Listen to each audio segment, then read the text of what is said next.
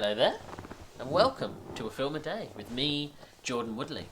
And today I am taking a step back into the history of British cinema, or rather the revitalisation of British cinema, with 1997's Peter Cattaneo film, The Full Monty. Now, this is a film I remember. It had such a presence that I actually do remember seeing it as probably at quite a young age, but it was so prominent that it couldn't be avoided. And so coming back to it after all these decades, you can see how British film, and I actually think as an extension British television, was redefined in the 90s through a film like this. That, obviously the film has this is the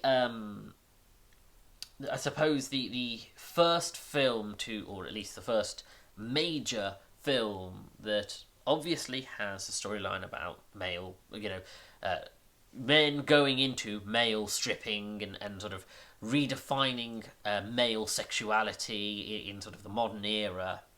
But of course it's the first major film to be like a post-Thatcherite criticism of the Thatcherite era, but not only in respect of course, the destroying of mining and steel and British industry, but it also extends to British film industry. The British film industry took a huge dive until I'd say the late 90s, where it had started to rebuild itself very slowly, and it takes a while before it gets there, but this is one of the this and films like Billy Elliot are sort of leading the restoration of British film.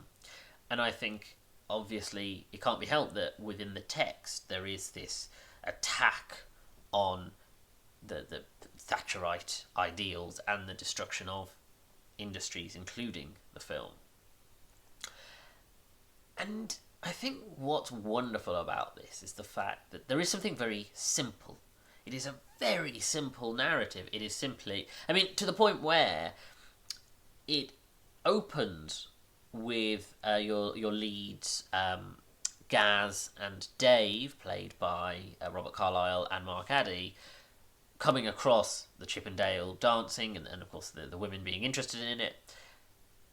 And the film leads right up to the point in which their full team of guys, our heroes, our leads, do their full strip, and ends the film with them finally doing the dance themselves and making the money and succeeding in their quest. And that's very straightforward. It's a very clear, simple, straightforward story. And yet what they do with it is inject it with so much personality that this film isn't about the story. Yes, you can talk about the fact that it's about, like I say, the reclaiming of male sexuality and identity. You can talk about, the idea of Thatcherite and post-Thatcherite sort of analysis. But the film really is about taking a simple storytelling device and using it to give characters and relationships clear personalities and an identity in respect of a time and place. This isn't a film. You could talk about something like Four Weddings and a Funeral, and of course that is another leading film in respect of sort of British filmmaking of that era. But the argument could be made that, Four Weddings and a Funeral is almost at least it's only half sold as a British film because it's trying to sell its quirks to an American market.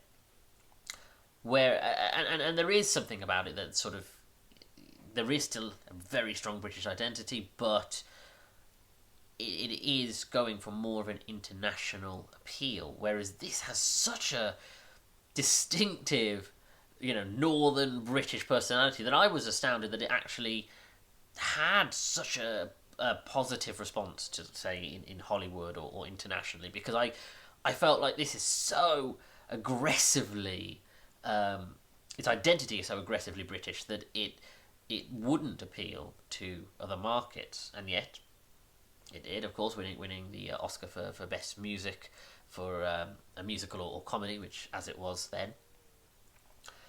And I think this really, I mean, it throws back. It's funny. It's funny, really, that all those weeks back, months back, I watched the film That Sinking Feeling. Because as I was watching this, I was, and of course there is a very darkly comic scene where they're talking about the fact that Nathan, no, not Nathan, that's the son. What's his name? The one who tries to commit suicide. Lomper.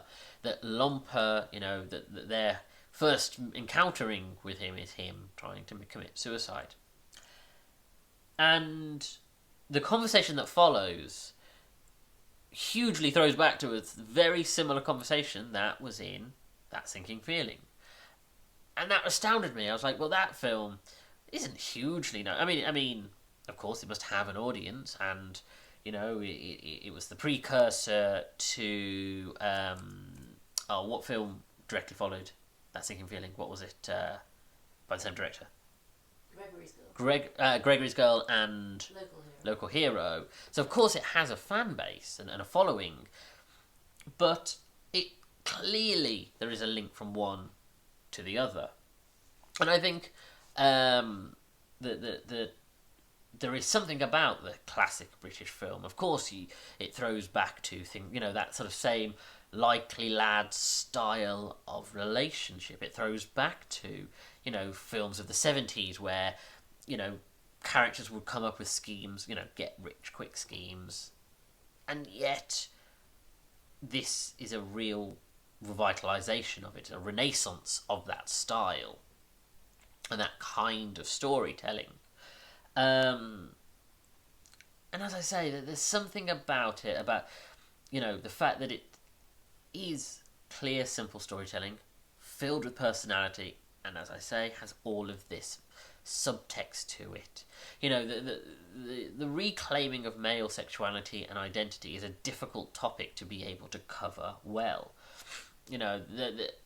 Especially in sort of that British sense, when we have that sense of awkwardness and self-awareness, the idea that you address themes like a man who has severe body issues, and the way that it's destroying his relationship, is destroying his sense of his self-esteem, his sense of self, and discussing topics like that, especially in this period, it just didn't exist to the degree that this film is willing to do it. Now, I don't think it completely succeeds. It's unfortunate, I suppose, on some level that I would watch this during Pride Month, because I think it has a conflicted relationship with its queer narrative. Yes, this film does have a gay relationship, which, 1997, that wasn't necessarily a thing that was done in the front and centre during that period. It was still, we were still adapting film to feel comfortable about finally addressing LGBTQIA narratives. And as I say, this is still fledgling neo-British cinema. So the idea that this film would have that exist in the film was, it was groundbreaking. However, as is the case with groundbreaking narrative, unfortunately, give it enough time and people will see it as archaic. And it does have a difficult relationship with that, like I say, with the queer narrative, because, it does open with men who are feeling threatened by sexuality, essentially accusing Chippendale dancers as being, using homophobic language and essentially accusing them of being gay, and also sort of putting that in the same category as being eunuch-like. And I think it, that even though it does then bring in a gay relationship into the narrative, it struggles because that isn't balanced. That isn't one does not justify the other, and of course the use of slurs and the aggressive way that they talk about, the easy way in which they talk about, attack using those homophobic slurs it's still not it's not acceptable, and it doesn't age well. But I think as a document of the time, it is part of their personalities. And again, it's the same discussion you can have about Friends and films and TV shows that exist at that period. We can't pretend that that's not the way people talked. And as much as it retrospectively we have come to agree that it is unacceptable, we can't pretend that that was always the case. And this was the language that was used at the time, even improperly. And so you have things like that where it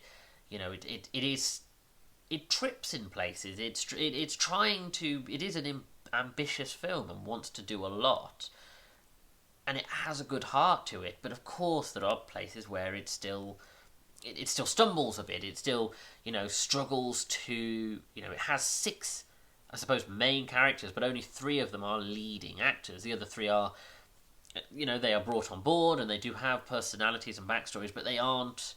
They're there to build the cast, but they, you clearly have your 3 being Robert Carlyle, Mark Addy, Tom Wilkinson.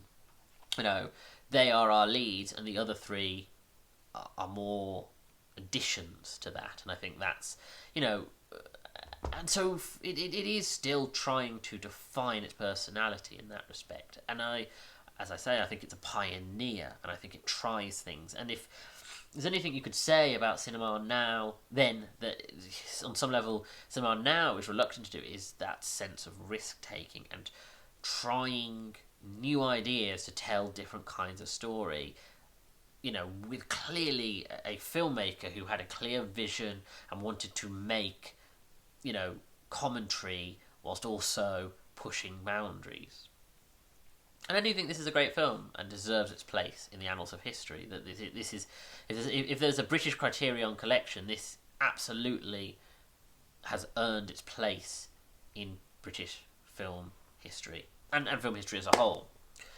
So I do think this is a great film. I do think it was important, and of course, if it wasn't for Full Monty, I don't think we'd end up with films like Calendar Girls, Pride, all the way up to films like Military Wives, which of course is another Peter Cataneo film, or some of the films I've covered before, which use this same model.